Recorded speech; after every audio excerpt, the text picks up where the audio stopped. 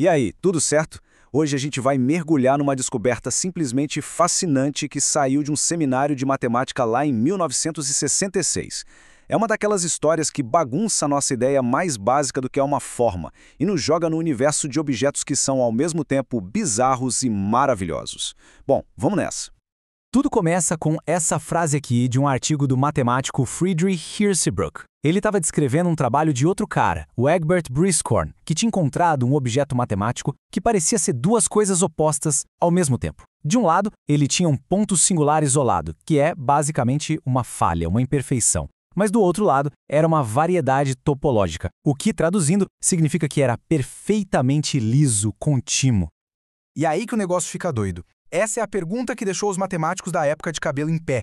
Como é que um objeto pode ter um defeito e, mesmo assim, ser considerado perfeito num sentido tão fundamental? Sabe, é como achar um diamante que é impecável, mas que tem uma rachadura bem no meio. Esse paradoxo era o grande mistério que a galera dos anos 60 queria resolver. E olha, isso não era só uma curiosidadezinha matemática, não. Esse fenômeno, essa ideia de uma falha impecável, estava empurrando as fronteiras da geometria e da topologia. Estava mostrando que a nossa intuição sobre formas e espaços que a gente constrói aqui no nosso mundo de 3 dimensões talvez simplesmente não valesse para dimensões mais altas. Para a gente entender o que eles descobriram, vamos usar uma analogia.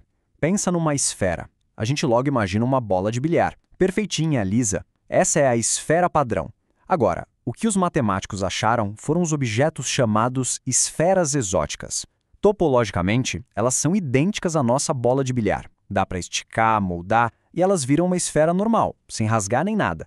Só que a estrutura lisa delas é diferente. É como se elas fossem meio enrugadas ou acidentadas de um jeito super sutil que só dá para perceber com as ferramentas da matemática mais avançada. Agora, a parte interessante aqui é a definição formal. Homeomórfica é a palavra chique para dizer que a forma pode ser esticada até virar uma esfera padrão, como a gente falou. Mas o pulo do gato está na parte não difeomórfica. Isso quer dizer que, quando a gente olha a lisura dela usando as ferramentas do cálculo, ela é diferente. O ponto-chave é esse: existem vários jeitos diferentes de uma forma ser lisa, e esses jeitos não são todos iguais. Mas essa ideia não surgiu do nada, né? Em 1956, o John Milnor fez a primeira descoberta achando uma esfera esquisitona de 7 dimensões. Mas foi o trabalho do Briscorn, 10 anos depois, que realmente abriu a porteira. Ele mostrou como esses objetos com falhas perfeitas tinham tudo a ver com as esferas exóticas, e isso deu início a uma corrida para encontrar e classificar uma família inteira dessas formas bizarras que vivem em outras dimensões. Então, vamos cavar um pouco mais fundo para entender o que são exatamente essas esferas e por que elas são tão importantes. Para começar, uma coisa bem maluca. Não dá para achar uma esfera exótica aqui no nosso mundo tridimensional. Elas só começam a aparecer em dimensões mais altas. E elas não são só uma coleção aleatória de esquisitices, não. Na verdade, para cada dimensão, as diferentes esferas exóticas formam um grupo matemático, com estrutura, com regras e finito. Ou seja, elas têm uma ordem interna, uma lógica profunda.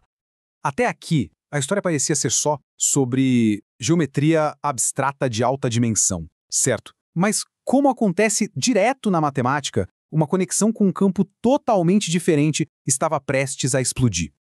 E aqui vem a virada de roteiro. Acontece que essas esferas exóticas, esses objetos super abstratos de outras dimensões, estão ligadas de um jeito muito íntimo com algo bem mais familiar. Nós.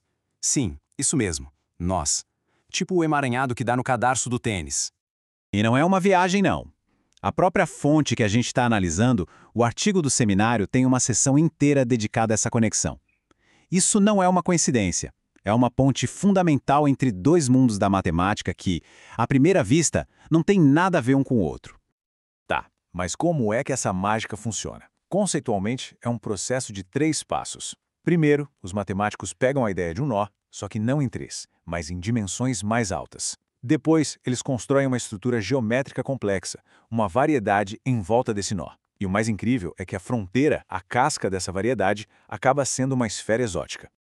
Isso aqui ilustra o ponto de um jeito brilhante. A famosa esfera de Milnor, uma das primeiras esferas exóticas descobertas, pode ser criada a partir de um tipo específico de nó, o chamado nó de touro, 3,5. Pensa só nisso por um segundo. Um objeto abstrato que só existe em 7 dimensões está fundamentalmente ligado ao jeito que um laço específico se emaranha. Que ponte inacreditável entre o abstrato e o tangível.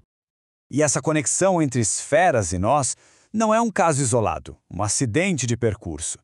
Na verdade, ela aponta para um tema muito maior na matemática moderna: a interconexão profunda e muitas vezes surpreendente de todas as coisas. Lembram onde nossa história começou? Pois é, aqui, com o estudo de singularidades, aqueles pontos com falhas nas formas geométricas. Mas o fascinante é que no mesmo volume de estudos onde isso foi discutido, outros matemáticos estavam explorando mundos que pareciam não ter nada a ver, como teoria dos números e as tais séries de Eisenstein. E outros, ainda, estavam mergulhados na topologia e na geometria, que são exatamente os campos onde vivem as esferas e os nós que a gente acabou de conectar. E este é o ponto central. A matemática moderna é como uma teia de aranha gigante. Esses campos não estão isolados em suas caixinhas. Um problema sobre formas pode ser resolvido com ferramentas de equações que, por sua vez, podem ter a ver com teoria dos números.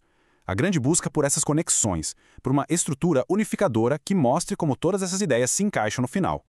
Então, depois dessa viagem toda, aonde a gente chegou? Essa jornada nos força a repensar a pergunta mais básica de todas.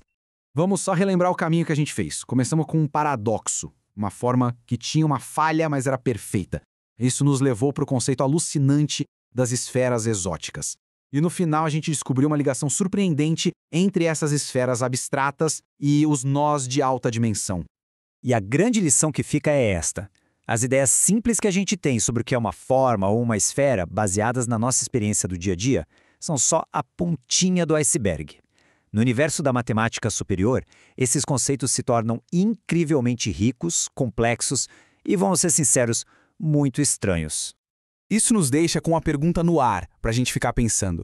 Se um objeto que parece tão fundamental como uma esfera esconde um universo inteiro de complexidade, com vários tipos de lisura e conexões com nós, o que mais pode estar escondido em outras formas simples? Que mistérios podem estar esperando dentro da ideia de um cubo ou de um círculo, só aguardando as ferramentas certas para serem revelados? O universo das formas é muito, mas muito maior do que a gente imagina.